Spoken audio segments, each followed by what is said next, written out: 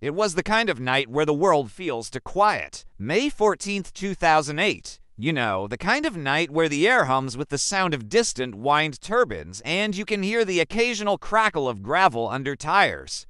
A night that should have ended with a young man just heading home after a small celebration with friends. But for Brandon Swanson, that drive turned into one of the most haunting disappearances in modern American history, and it still gives you chills, right? Brandon was just 19 years old, smart, responsible, and steady. He was the kind of kid who had his life mapped out. Studying wind energy at a community college in Canby, Minnesota, he was excited about his future. Finals had just wrapped up, and he was all set to dive into summer adventures. That evening, he decided to celebrate the end of the school year with a few friends, which sounds like a great time, right? He hopped into his Chevy Lumina, said his goodbyes to his parents, and promised to be back later that night. Little did anyone know that promise would never be kept. It was nothing unusual. Small town, familiar roads, a normal night. Until it wasn't. Around midnight, Brandon left the gathering and started driving home to Marshall, a town about 30 miles away. It should have taken him less than an hour, but somewhere on that drive, something went wrong. At 1:54 a.m., Brandon called his parents. His voice was calm, but you could totally sense the tension lurking beneath. He mentioned he'd driven into a ditch and couldn't get his car out. Thankfully, he wasn't hurt, but he definitely needed help. His dad, Brian Swanson, told him to stay put. They'd come get him right away, no questions asked. In most stories, that's where it ends, right? A quick rescue, maybe a little embarrassment, and a lesson learned. But this night? Oh, it would unfold like something straight out of a ghost story, and not the fun kind. Brandon told his parents he thought he was near Lind, a small town not too far from home. So, Brian and Annette hopped into their truck, hearts racing, and drove out immediately. They followed the route he described, headlights slicing through the pitch-black night, their phones on speaker as they tried to guide him. But as they drove, something just didn't add up. The darkness felt heavier, and the sense of urgency grew. It was like the night itself was holding its breath, waiting for what would come next. Brandon said he could see the lights of Lind in the distance, which must have felt like a beacon of hope, right? Yet, when his parents reached the area, he couldn't see their headlights, and they couldn't see his.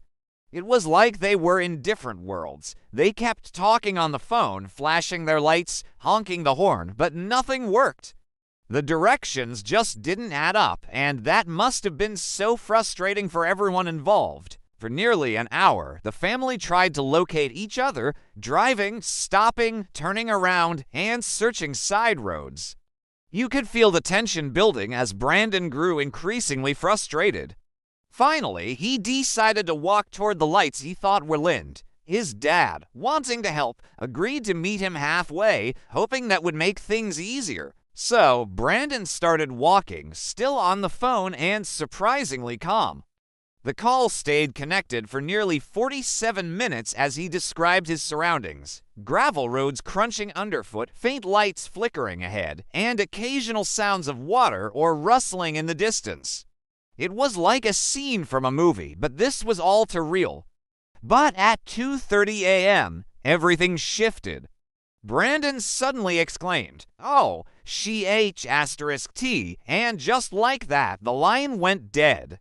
Can you imagine the chill that must have sent down his parents' spines? Brian immediately tried to call back, but nothing, no answer. Panic kicked in, and he and Annette drove around like crazy, searching the vast darkness, yelling Brandon's name into the stillness of those Minnesota fields. It was eerie, just miles of farmland, gravel roads, and the haunting sound of the wind rustling through the crops. As dawn broke, the worrying morphed into full-blown panic. The Swansons reached out to the police, but at first, the response was pretty lackluster. I mean, Brandon was an adult, right? Just 19. Maybe he'd just wandered off or crashed at a buddy's place. But Annette and Brian knew their son. He wasn't reckless. He wouldn't just disappear without a trace.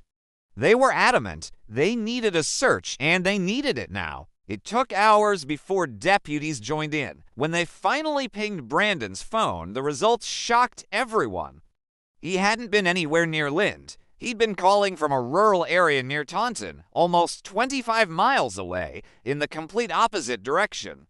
The Swansons had spent the entire night searching the wrong town. When the police finally made it to the area, they discovered Brandon's car just like he described. It was halfway off a dirt road, with its front end stuck in a shallow ditch. There was no visible damage and absolutely no sign of a struggle. The doors were wide open, the keys were missing, but the engine was off.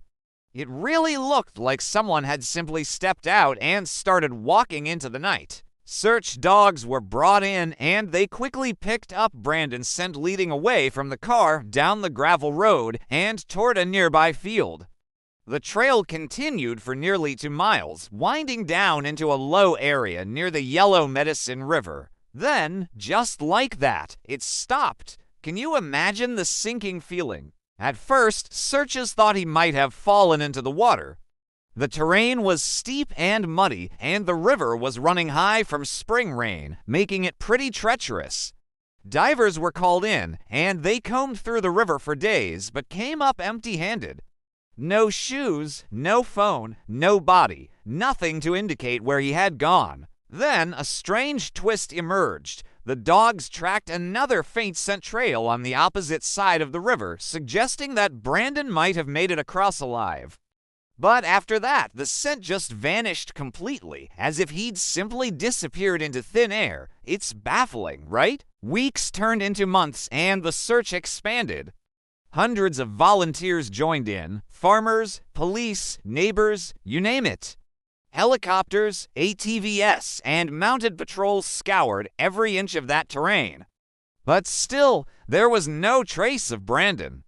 No wallet, no phone, no clothing, just an empty void where he once was, just gone. Theories began to multiply. Some believed Brandon had fallen into the river and been swept downstream, though the lack of remains over time made that seem unlikely.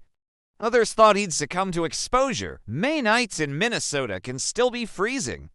But if he'd collapsed in a field, surely someone would have found him during the massive search. Then there were the darker theories. Some said Brandon might have encountered someone in the dark, a passerby, maybe even someone who stopped to help. Others wondered if he'd accidentally trespassed onto someone's property and met a violent end.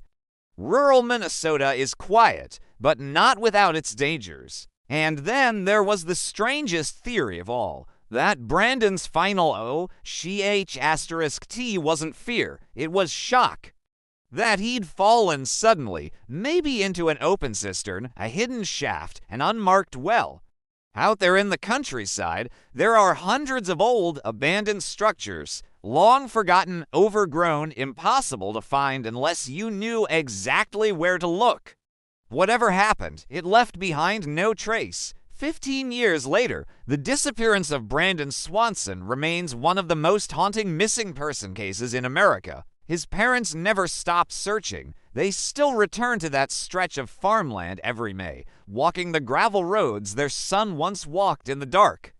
They pushed lawmakers to create Brandon's Law, a bill that now requires police in Minnesota to take missing adult cases seriously, no matter the person's age or circumstances. It was passed in 2009, but the law hasn't brought them closer to answers. The strangest part of Brandon's story isn't just that he vanished. It's how calm he was until that final second. How he seemed completely aware of where he was, describing things in real time. He wasn't disoriented or panicked.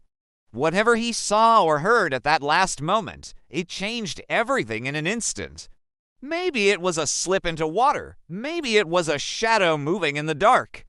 Or maybe, just maybe, it was something no one else will ever understand. A moment where the ordinary world simply broke. Because that's the thing about disappearances like Brandon's. They stick in your head replaying over and over because they feel wrong. They don't behave like normal tragedies. They feel like the kind of story you tell at midnight with the lights low because you can't stop thinking about what might still be out there, hidden just beyond the reach of headlights. And out there in the quiet farmland of southwestern Minnesota, when the wind moves through the grass and the gravel roads echo beneath your tires, some say they can still hear a faint voice calling for help, a voice that never quite fades. Brandon Swanson's phone call ended at 2:30 a.m., but in the small towns that surround that river, the silence of that night still lingers, a reminder that sometimes people don't just disappear.